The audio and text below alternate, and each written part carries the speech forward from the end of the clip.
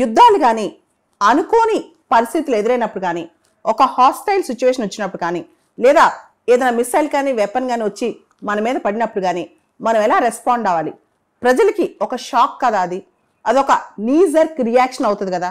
అలా కాకుండా ముందే ప్రజల్ని ప్రిపేర్ చేయటం, సన్నద్ధం చేయటం అనమాట.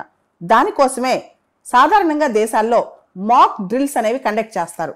దేశవ్యాప్తంగా రేపు భారతదేశంలో 259 లొకేషన్స్, దాదాపు 259 లొకేషన్స్, 244 జిల్లాల్లో ఇవి కండక్ట్ చేస్తున్నారనమాట. మనందరూ తెలుసు, ఇంతకుముందు ఇలాంటివే కార్గిల్ వార్ టైంలో బార్డర్ స్టేట్స్ ఏవైతే ఫ్రాంటియర్ స్టేట్స్ ఉన్నాయో జమ్మూ కాశ్మీర్, పంజాబ్, రాజస్థాన్ అక్కడ కండక్ట్ చేశారు. అదేవిధంగా 1971, 1965, 1962 ఇలాంటి యుద్ధాలు జరిగినప్పుడు కూడా మాక్ డ్రిల్స్ కండక్ట్ చేశారు.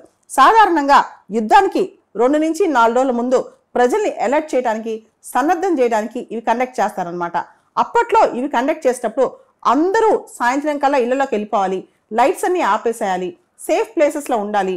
అదేవిధంగా అవసరమైతే గనక చెవులు మూసుకుని గ్రౌండ్లో వాళ్ళు ఒదిగి ఉండాలి. ఇవన్నీ నేర్పిస్తారనమాట. 1971 బంగ్లాదేశ్ లిబరేషన్ అప్పుడు ఇండియా పాకిస్తాన్ వార్ జరిగిందనమాట. ఆ టైంలో తాజ్మహల్ మొత్తం కవర్ చేశారు. అదేవిధంగా రెడ్ ఫోర్ట్, కుతుబ్ మినార్, జైసల్మేర్ ఫోర్ట్ ఇలాంటివన్నీ కూడా కవర్ చేసి పెడతారు. ఎందుకంటే దేశానికి ప్రతిష్టాత్మకమైన ఏదైనా కట్టడాలు కానీ వాటి మీద అటాక్ జరిగే అవకాశం ఉన్నప్పుడు అవన్నీ కూడా క్యామోఫ్లేజ్ చేసి పెడతారనమాట. తైవాన్, ఫిన్లాండ్ రీసెంట్గా 2025 మార్చిలో తైవాన్ దేశం, ఫిన్లాండ్ ఇవి ఇలానే మాక్ డ్రిల్స్ కండక్ట్ చేశాయి. ఒకవేళ కనుక చైనా అటాక్ చేస్తే ఎలా రెడీగా ఉండాలని తైవాన్, అదేవిధంగా ఒకవేళ రష్యా అటాక్ చేస్తే ఎలా సన్నద్ధంగా ఉండాలని ఫిన్లాండ్ మాక్ డ్రిల్స్ కండక్ట్ చేస్తున్నాయి అనమాట. అదేవిధంగా 2023 నవంబర్లో జపాన్ కూడా మాక్ డ్రిల్స్ కండక్ట్ చేసింది. ఈ మాక్ డ్రిల్స్ అంటే ఆల్మోస్ట్ రియాలిటీకి చాలా దగ్గరగా ఉంటాయి అనమాట.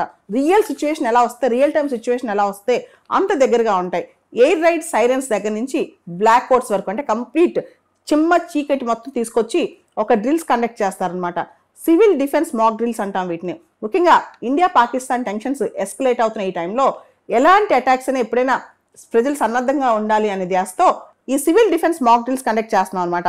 ప్రజలందరికీ బంకర్స్ ఏర్పాటు కానీ, అదేవిధంగా కొన్ని ప్రాంతాల్లో వాళ్ళ సురక్షితమైన ప్రాంతాల ఏర్పాటు కానీ ఇవన్నీ కూడా సాధారణంగా యుద్ధానికి సన్నద్ధమైనప్పుడు చేస్తుంటారు. మన మినిస్ట్రీ ఆఫ్ హోమ్ అఫైర్స్ వాళ్ళు దేశవ్యాప్తంగా 244 జిల్లాల్లో ఈ మాక్ డ్రిల్స్ మే 7వ తారీఖున కండక్ట్ చేయమని చెప్పి వాళ్ళు చెప్పారనమాట. దాంతో దేశవ్యాప్తంగా అనేక రాష్ట్రాల్లో, రకరకాల జిల్లాల్లో అక్కడున్న పోలీసులు ఈ డ్రిల్స్, అక్కడున్న సివిల్ సొసైటీతో పాటు పోలీసులు ఈ డ్రిల్స్ స్టార్ట్ చేస్తారనమాట.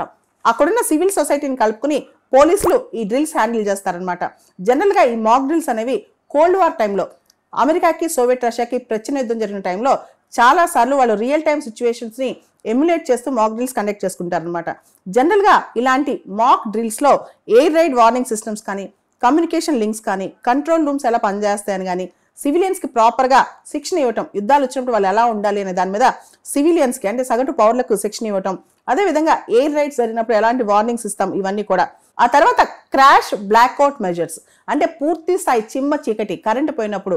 ఎందుకంటే కొన్నిసార్లు మిసైల్స్ కానీ, వెపన్స్ కానీ, మనం సివిలైజేషన్ ఎక్కడుంది, మనుషులు ఎక్కడున్నారు, ఎక్కడ నగరాలు ఉన్నాయో తెలియకుండా కరెంట్ మొత్తం, పవర్ మొత్తం తీసేస్తారనమాట.